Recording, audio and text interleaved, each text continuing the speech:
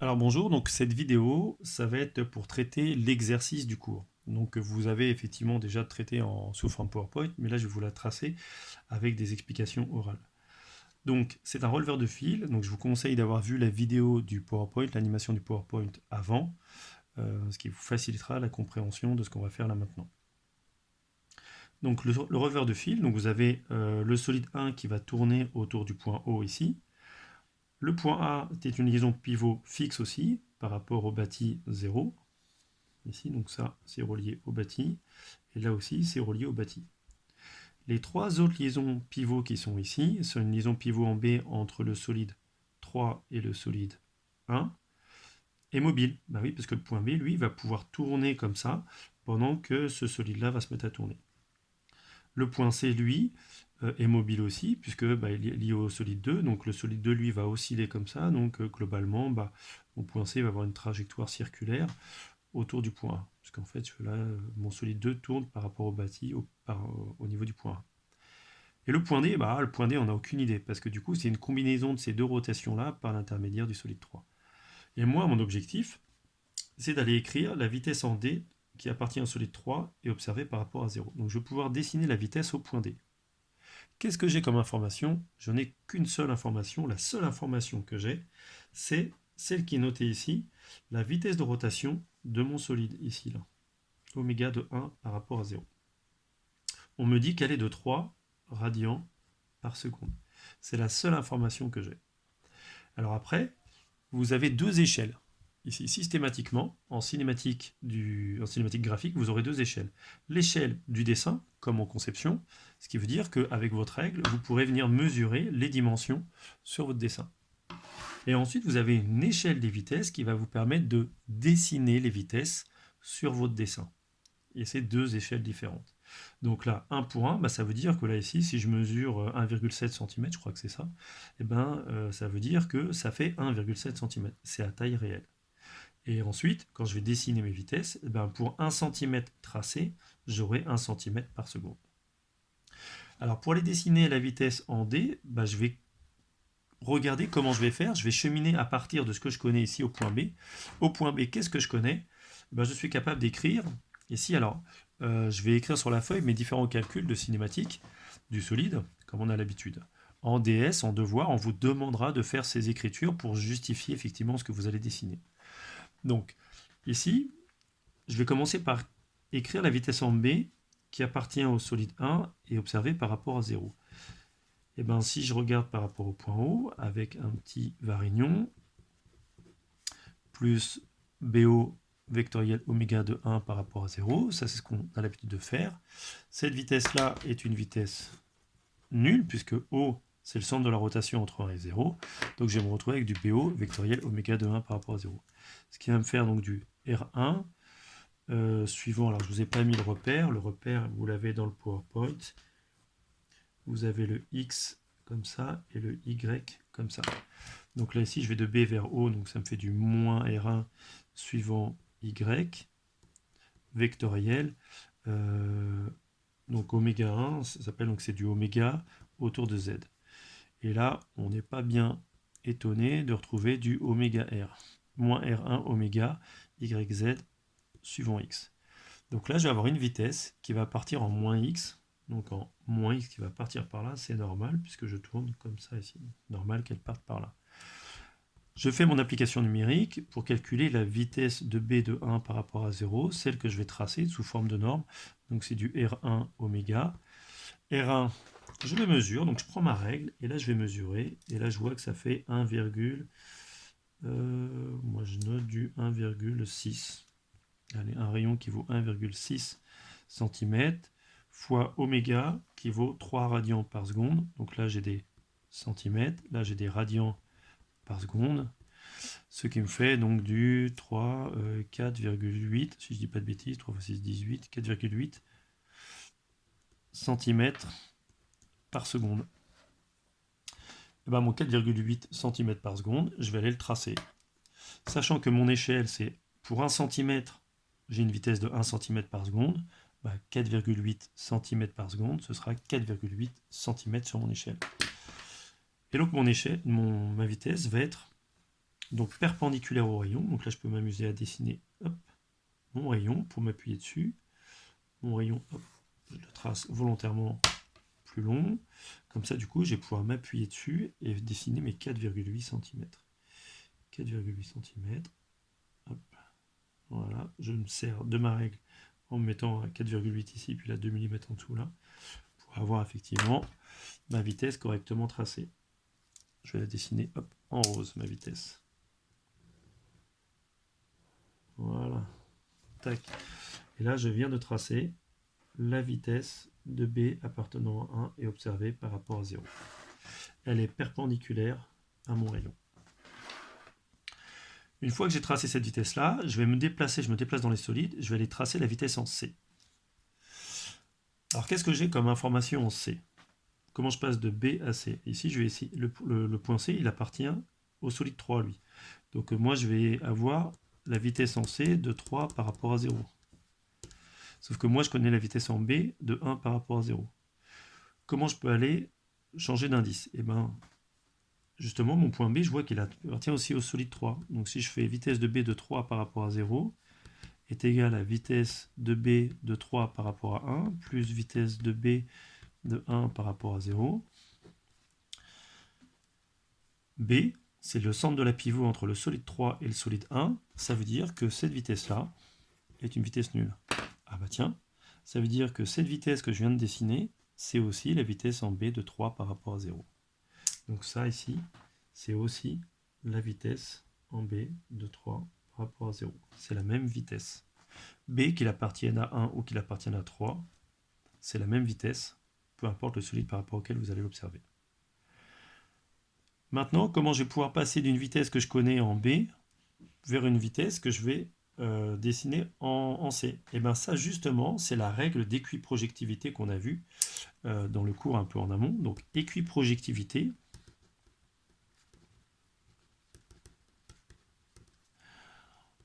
entre, je le note bien, 3 et 0, parce qu'il faut absolument garder les indices.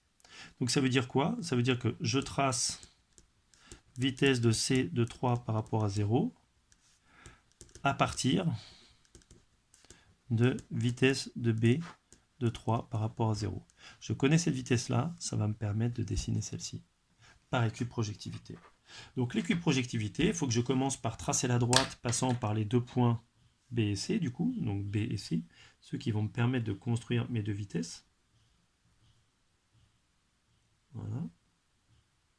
Je dessine cette droite. Un trait assez léger parce que c'est juste un trait de construction. Je vais projeter ma vitesse ici sur cette droite. Voilà. Voilà, donc je me sers toujours un de mes traits là ici de repère pour avoir une bonne perpendiculaire. Je vais me dessiner en vert. La projection. Alors mon vert qui fonctionne. Voilà, ici, donc là j'ai ma projection qui vient là-dessus. Ma projection donc aura cette longueur-là. Voilà, de ce point-là jusqu'à ce point-là. Ça c'est la longueur de ma projection. Cette projection, je vais la reporter au point C. Alors attention, ça va se chevaucher. Donc j'ai une projection qui a une longueur globalement de voilà, 2,7. Moi j'ai 2,7, vous ça peut être un peu différent, hein, parce qu'effectivement avec vos traits, si vous les faites plus ou moins perpendiculaires, vous aurez des valeurs un peu différentes. Donc là j'ai à peu près 2,7 cm, donc je vais le reporter ici. 2,7, hop, ça va se chevaucher un peu ici. Donc hop, ma projection, elle va être comme ça. Je vais la décaler un petit peu là, ici. Voilà. Je sais pas si vous savez bien la voir. Voilà. Donc j'ai une projection qui va venir se chevaucher. Ce qui veut dire que la vitesse en C aura sa projection comme ça, qui va arriver ici.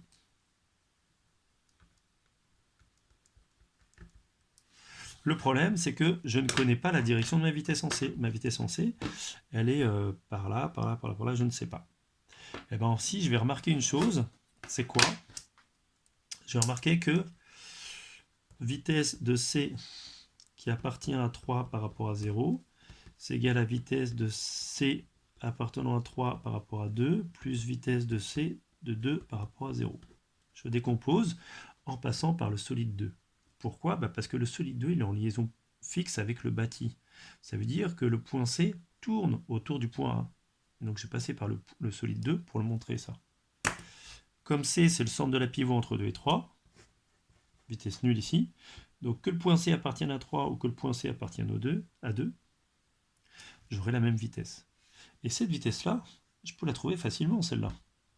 Parce que si j'observe le mouvement de 2 par rapport à 0, 2 tourne par rapport au point A.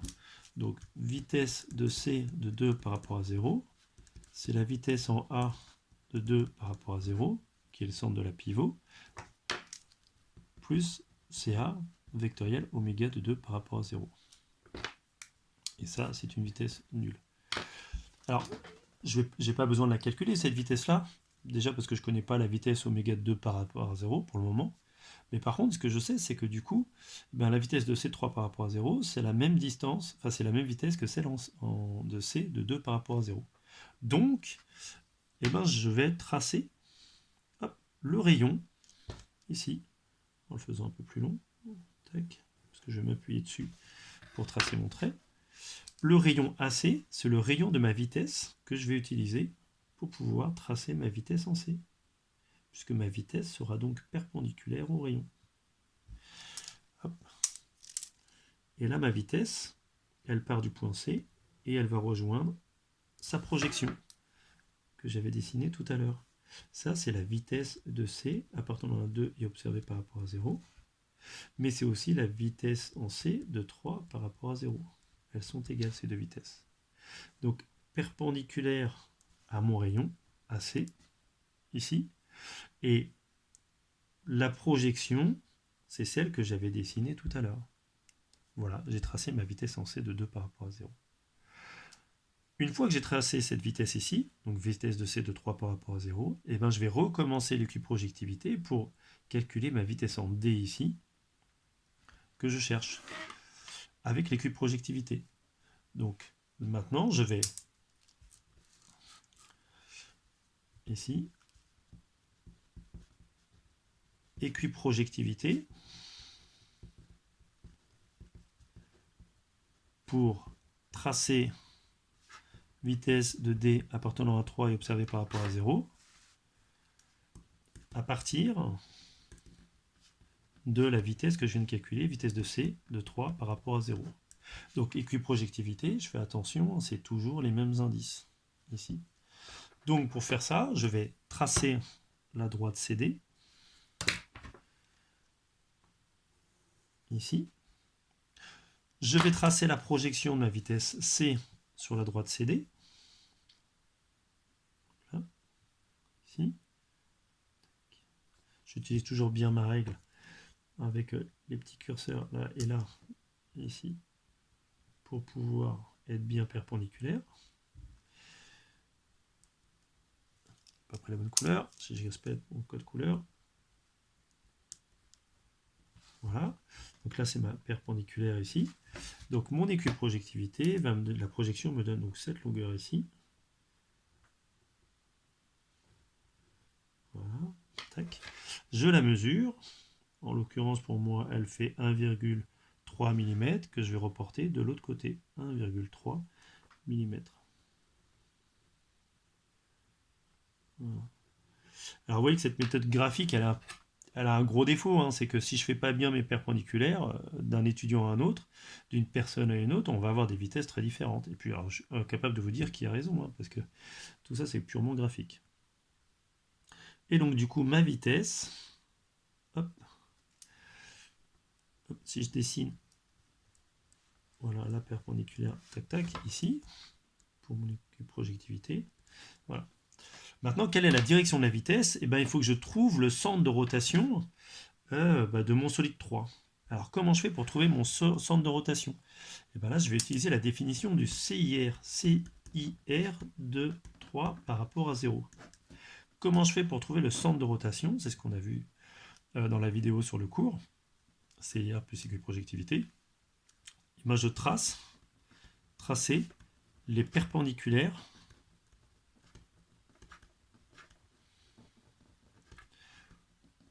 aux vitesses de 3 par rapport à 0. J'en connais deux. Vitesse de B de 3 par rapport à 0 et vitesse en C de 3 par rapport à 0. Donc la vitesse en B de 3 par rapport à 0, si je trace la perpendiculaire, ben c'est cette droite-là. La perpendiculaire, c'était mon rayon OB. Ici. La vitesse en C de 3 par rapport à 0, ben, la perpendiculaire, c'était les rayons AC. Donc l'intersection des deux, ça me donne ce point-là. Ça va être le centre de rotation que je vais appeler ici I de 3 par rapport à 0. Ici. On utilise souvent le point I pour dire le centre instantané de rotation. Donc là, j'ai I de 3 par rapport à 0. Ça veut dire quoi? Ça veut dire que la vitesse en D va être perpendiculaire au rayon passant par le centre de rotation du solide 3 par rapport à 0. Donc mon rayon, je l'ai ici. Tac, tout simplement. C'est DI3. Voilà, je trace mon rayon. Alors il y a beaucoup de choses qui commencent à se superposer. Hein. C'est pour ça qu'il va falloir être bien précis dans vos traits. Hop. Et maintenant, je vais tracer la perpendiculaire ici, passant par le centre de rotation, pardon. Hop. Et ça va me donner la vitesse qui arrive à peu près par là. Vitesse en D de 3 par rapport à 0. Ici. Et ma vitesse est perpendiculaire à ID, ici. Pas à CD, hein. Elle est perpendiculaire, la vitesse est perpendiculaire au centre, à la droite, qui passe par le segment qui passe par le centre de rotation et le point D. Et donc la longueur de la vitesse, c'est l'intersection entre la perpendiculaire à la droite CD, qui me permet de faire la projection sur la droite CD, et la perpendiculaire au rayon, ici. Voici ma vitesse. Alors maintenant, ce qui est rigolo, c'est qu'une fois que j'ai fait ça, je peux aller déterminer des informations complémentaires. Par exemple, si je cherche oméga de 2 par rapport à 0, ici, alors je ne vais pas travailler en norme, je vais faire V égale à oméga R. Donc ça veut dire que vitesse de C de 2 par rapport à 0 est égale à oméga de 2 par rapport à 0 fois le rayon. Alors le rayon à la vitesse en C, le centre de rotation entre 2 et 0, c'est le point. Donc le rayon, c'est AC. Donc ça veut dire que oméga de 2 par rapport à 0, c'est la vitesse en C de 2 par rapport à 0, divisé par le rayon AC. Et ça me permet de calculer la vitesse de rotation. Pour ça, je vais aller mesurer ma vitesse en C. Voilà, je prends ma règle, je mesure. J'ai 4,4 à peu près, 4,4 cm, divisé par mon rayon AC. Mon rayon AC, je vais le mesurer ici, de A à C. J'ai à peu près, ça superpose un peu, 2,5 cm. Alors ça, c'est des centimètres par seconde, c'est une vitesse. Donc des centimètres divisé par des centimètres, il va me rester juste des 1 sur seconde, à savoir des radians par seconde. Radian n'a pas d'unité. Et donc si je fais 4,4 divisé par 2,5, ça me donne une vitesse de 1,76 radians par seconde. Alors qu'à l'origine, j'ai la vitesse de rotation de 3 radians par seconde pour le solide 1 par rapport à 0. Donc 2 par rapport à 0, à ce moment-là, tourne un peu moins vite. Et je peux faire pareil pour oméga de 3 par rapport à 0. Avec, par exemple, la vitesse, toujours la vitesse en C d'ailleurs. Vitesse en C, 2 par rapport à 0, c'est la même chose que 3 par rapport à 0. Attention, le centre de rotation de 3 par rapport à 0, c'est en I. Donc c'est de I de 3 par rapport à 0, le centre de rotation, jusqu'au point C. Ça, c'est le rayon IC, de 3 par rapport à 0. Si je fais mon calcul, la vitesse n'a pas changé, c'est toujours du 4,4 cm par seconde. Par contre, si je prends mon rayon, le rayon fait 1,1 à peu près, 1,1. Voilà, ça fait à peu près du 4 radians par seconde. Je peux faire pareil avec cette vitesse en D là. Vitesse de D de 3 par rapport à 0, divisé par son rayon. Le rayon, ça va être de cette vitesse là pour le solide 3, c'est ID, ici. Donc là, entre là et là, je vais avoir du... tac, c'est ici. À peu près, je vais avoir 3,4.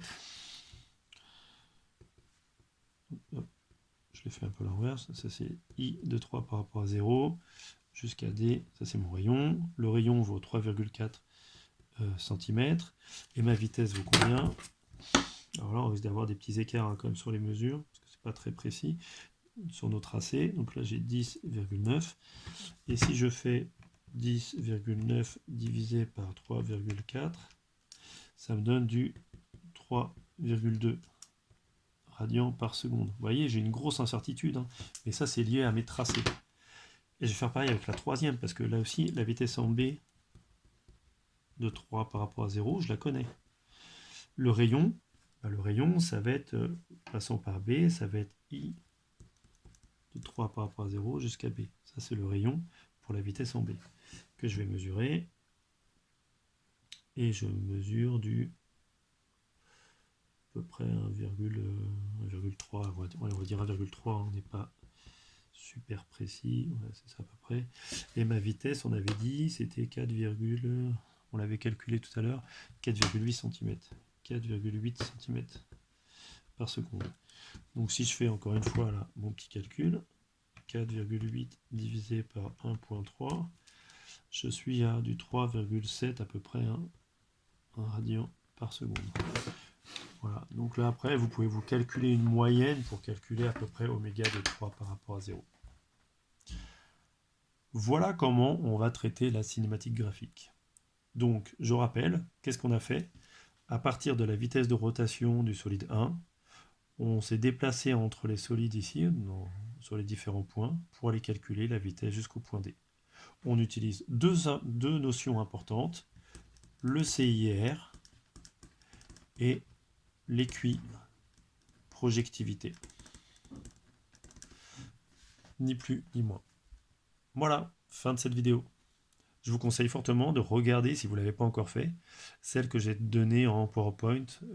Voilà, il y a d'autres explications, des petites cinématiques qui peuvent aider à comprendre, notamment le déplacement du CIR. Voilà, bon travail!